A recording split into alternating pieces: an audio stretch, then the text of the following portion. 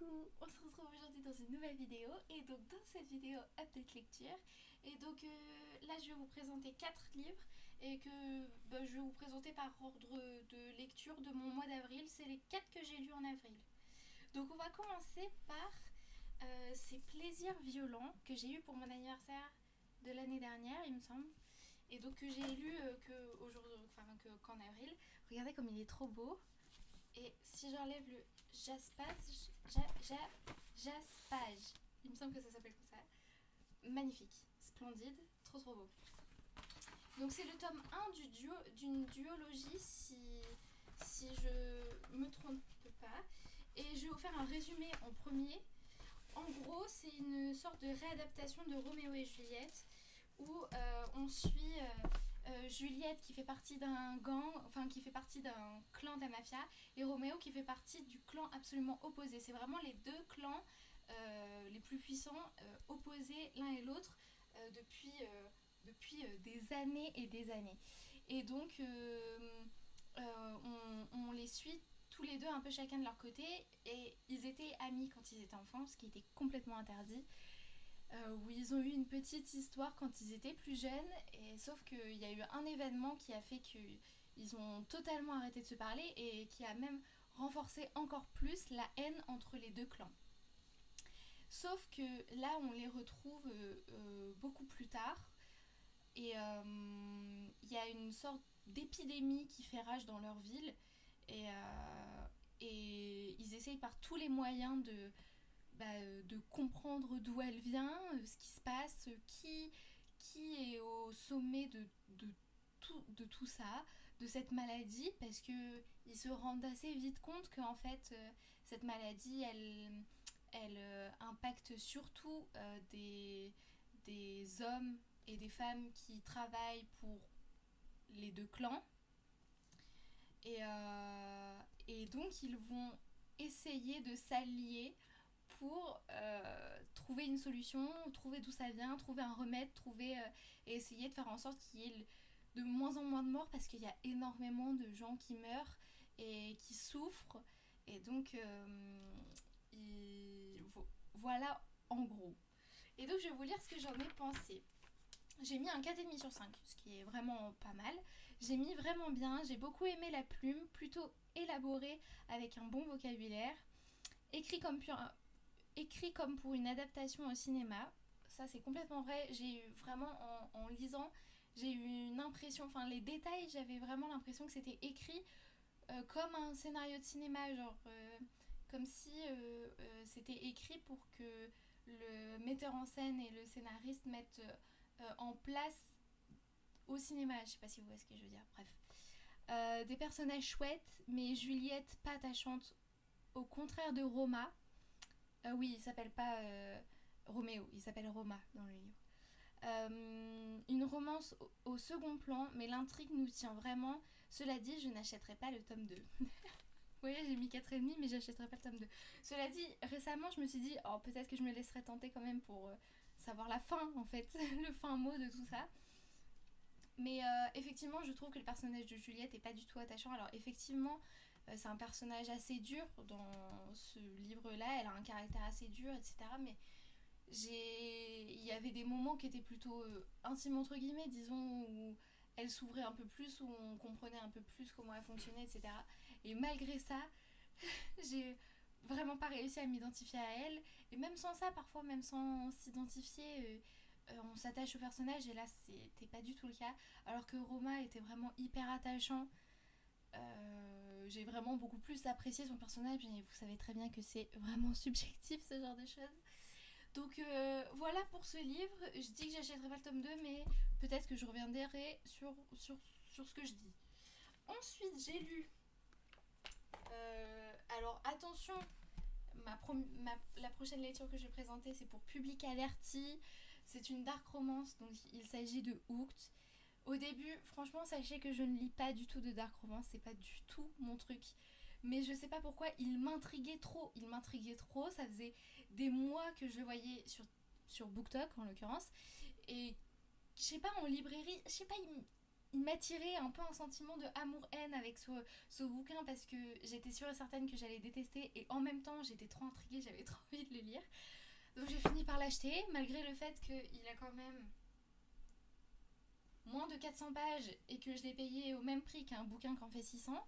Un peu mal aux fesses, on va pas se mentir, même si la qualité du papier, de lecture, de fluidité, etc. est vraiment très bien. De toute façon, c'est Plume du Web. Plume du Web, c'est quand même une maison d'édition chouette de façon générale. Donc même si la qualité lecture est vraiment bien, c'est quand même un peu cher, hein, 19 €. On va pas se mentir. Bref, donc public averti, sachez-le, c'est pas une petite romance, hein, c'est vous savez ce que vous achetez, hein. Je suis pas responsable, mais faites attention à ce que vous achetez à chaque fois, s'il vous plaît. Donc je vous fais un petit résumé en premier. C'est une réécriture du conte de Peter Pan. Deux réécritures dans la même vidéo, Milena. Ok. Et donc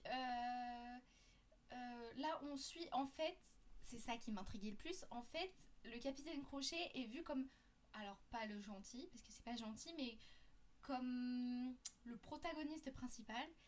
Et Peter Pan, en fait, serait vraiment le gros méchant parmi les méchants.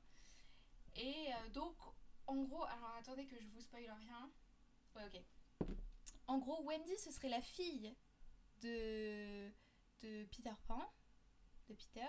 Enfin, qui n'est pas dit Peter Pan, mais qui s'appelle Peter. Il me semble hein, que je dise pas de bêtises. Ouais. Et elle va fricoter avec le capitaine Crochet qui donc s'appelle James. Voilà. Et ils vont fricoter tous les deux, etc. Mais en fait, lui, son seul but, c'est d'atteindre Peter. Et donc, il va un peu la manipuler, etc. Mais sauf qu'au fond... Bon, je vous spoil rien, mais on s'y attend. Hein. Ça reste une romance hein, quand même. Mais il se passe plein de choses. Je vous dis pas pourquoi James va absolument se venger de Peter. Mais c'est du lourd. Et la fin, waouh, je vous dis rien, mais waouh, je m'y attendais pas, je m'accrochais à mon siège. Donc voilà, concernant le résumé, je vous dis ce que j'en ai pensé. J'ai mis, ah oui, sachez que j'ai beaucoup aimé, à mon grand étonnement. J'ai mis 4,5/5. Donc je mets public averti Dark Romance. Donc étonnamment j'ai adoré, c'était bien écrit, donc au final la violence ne m'a pas trop ébranlée, même si ça n'a rien à voir avec mes lectures habituelles. Ça se lit très vite, c'est fluide, on veut savoir la fin.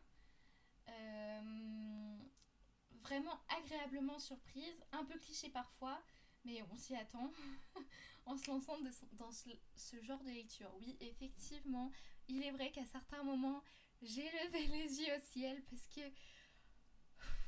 parfois, franchement, c'est tiré par les cheveux, cliché et bon, vu et revu. Mais dans l'ensemble, on va pas se mentir, de vous à moi, j'ai lu bien pire que ça. Et j'ai trouvé ça chouette. Franchement, pour le coup, c'est chouette. Alors après, franchement, c'est violent. Et parfois, c'était violent pour être violent et j'étais en mode... ok, ok. Lui, à certains moments, il est exaspérant. Elle aussi, parfois, elle est exaspérante. Mais on a quand même envie de lire la fin. Donc, je vous le recommande pas parce que c'est de la dark romance. Mais, personnellement, j'ai bien aimé. Voilà, on peut passer à la suite. Qui est donc... ah oui. Oh, une excellente lecture qui est The American Roommate Experiment. Excellente lecture, 5/5. Je vous fais un mini résumé. En gros, c'est Rosie qui a un gros problème dans son appartement. Et vu que sa meilleure amie est en lune de miel, qui sont donc caméos de The Spanish Love Deception, parce que oui, ils se sont mariés et ils sont en lune de miel, et donc on les retrouve un petit peu dans ce bouquin. J'adorais parce que The Spanish Love Deception, j'avais beaucoup aimé, mais je pense que j'ai franchement préféré celui-là. Donc elle a un problème dans son appartement et elle se dit, ma meilleure copine est en lune de miel, j'ai le double de ses clés, je vais squatter chez elle en attendant que mon appart soit réhabilité. Et sauf que pendant sa lune de miel, elle avait dit à son cousin Bah tu peux aller chez moi machin parce que il voyage, je suis pas là, je suis en lune de miel donc va chez moi. Du coup Rosie et Lucas se retrouvent dans l'appartement tous les deux. Et lui, gentil qu'il est, il lui dit bah non, tu vas pas retourner chez toi, enfin c'est pas possible. Et elle a dit ouais, mais enfin on peut pas cohabiter, tout en sachant qu'il y a qu'un seul lit, etc. Donc vous vous doutez bien que au bout d'un moment, ils ont fini par céder et cohabiter dans l'appartement. Et du coup, ils vont être colocs pendant un certain temps. Sauf que lui, il y a une date limite. À un moment donné, il va rentrer en Espagne. Et elle, bah, faudra bien qu'elle retourne dans son appartement à un moment donné. Et trop bien. Trop bien, trop bien. Je vous en dis pas plus, mais excellent. Je vous dis ce que j'ai écrit. Excellente lecture, absolument adorable, se lit vite, fluide, des personnages hyper attachants. Lucas est un book boyfriend parfait. Oui, pas plus que Camille dans Un printemps porté succombé. Mais Lucas est trop chouette aussi. Je pense que c'est un de mes chouchous. Un slow burn très bien maîtrisé. Oh que oui. C'était super et j'ai adoré retrouver un peu de Lina et Aaron, donc de Spanish Love Deception.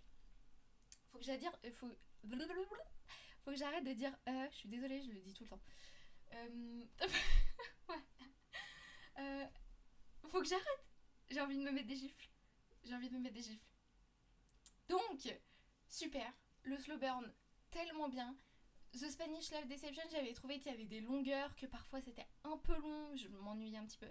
Là, pas du tout. On ne voit pas le temps passer. Et pourtant, c'est un gros pavé, il y a presque 600 pages. Hein. Mais trop bien. Trop bien écrit, super bien maîtrisé. Le slow burn, c'est une pépite, c'est un bijou. J'adore les slow burn. Et là, pour ceux qui ne sauraient pas, les slow burn, c'est des romances lentes. Très lentes. Très lentes parfois. Et là, c'est un slow burn. Donc, génial. Exceptionnel. Je vous le recommande à 1000%. Même beaucoup plus que The Spanish Love Deception. Même si du coup, ça vous spoil sur The Spanish Love Deception. Puisqu'il y a un caméo de Lina et Aaron. Mais bon. Ah bon, du coup, lisez-les dans l'ordre. Mais vraiment, trop génial, exceptionnel. Lisez-le. Je vous le recommande vivement. Vraiment, beaucoup vivement. Et du coup, on va passer au dernier qui, du coup, on finit sur une moins bonne note, malheureusement. C'est Pourvu qu'on ne s'aime jamais. Alors déjà, il y avait tout pour que ça me plaise parce que le bouquin est rose. Mais je vous en dis pas plus, je vous fais un petit résumé, mais sachez que j'ai pas trop aimé. En gros, c'est Hortense qui, pour le mariage de sa sœur, retourne en Martinique parce qu'elle vit à Paris depuis longtemps. Et donc pour le mariage de sa sœur, elle retourne en Martinique où elle a de mauvais souvenirs, mais des souvenirs sur lesquels elle ne... Enfin, des souvenirs dont elle se souvient pas. Disons que c'est des... Elle se sent pas bien là-bas. Elle sait qu'il y a quelque chose qui va pas, mais elle sait pas quoi.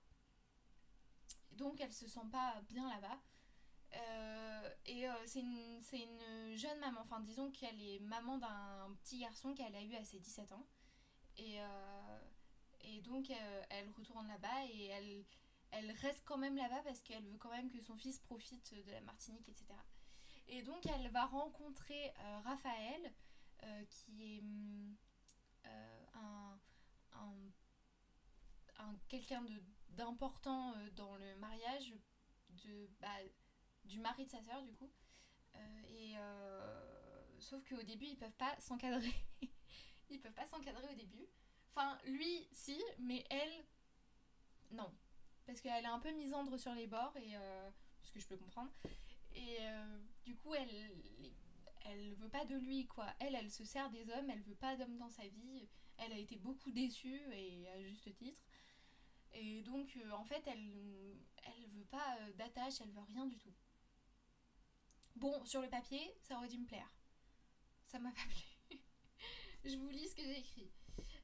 J'ai mis 2,25 sur 5. Alors j'ai mis bien mais pas extraordinaire. J'ai aimé le personnage de Raphaël qui était attachant, mais Hortense, j'ai eu un peu plus de mal. Trop immature pour moi. Leur histoire est mignonne mais sans plus. J'ai bien aimé le côté familial. Assez présent, ouais, le côté famille assez présent, je finis pas mes phrases. C'était chouette, même si sa relation avec son fils n'était pas très développée, alors que moi j'adore. Effectivement, j'adore quand il y a des enfants dans les bouquins. J'adore quand c'est une maman célibataire ou un papa célibataire. J'adore ça quand il y a des enfants et j'adore quand on parle des enfants. Et là, ils en parlaient quasiment pas. Non, ça m'énerve. Des sujets importants abordés, mais pas développés, pas assez développés à mon goût, alors que d'autres choses plus futiles étaient plus développées. Bonne lecture, mais pas dingue. Alors oui, il y a un sujet hyper sensible abordé dans ce bouquin. Et en fait, on l'attend pendant tout le livre, et une fois que ça arrive, c'est survolé. Enfin, j'ai trouvé, c'est subjectif à chacun, mais moi, je me suis dit, c'est tout. Alors oui, pour public averti d'ailleurs, je vous préviens parce que ça parle de choses pas faciles, mais ils en parlent pas énormément en fait. Alors pendant tout le bouquin, on s'y attend entre guillemets, on sait pas trop, mais on sait qu'il y a quelque chose de grave qui s'est passé. Et une fois qu'on le sait, bah en fait c'est survolé, en fait c'est beaucoup moins abordé, alors que d'autres trucs beaucoup moins importants sont détaillés pendant des pages et des pages et des pages, et que ça m'intéressait pas du tout. Donc, donc un avis globalement assez mitigé, j'ai même pas mis la moyenne, parce que franchement, j'ai trouvé que c'était beaucoup de pages pour enfin, c'est 500 pages qui auraient pu être largement en 300. Je me suis ennuyée souvent, même si Raphaël est hyper attachant. Hortense était archi chiante, on va pas se mentir. Même si certains de ses comportements pouvaient être compréhensifs et que je pouvais comprendre largement, mais ça n'empêche que j'ai pas eu d'affinité avec elle, elle m'a saoulée. Voilà, c'est tout. Je vais m'arrêter là, j'en ai encore d'autres à présenter, mais dans une autre vidéo. Ok, ça vous va? Super, de toute façon vous avez pas le choix. Je vous fais plein de bisous. Ciao ciao.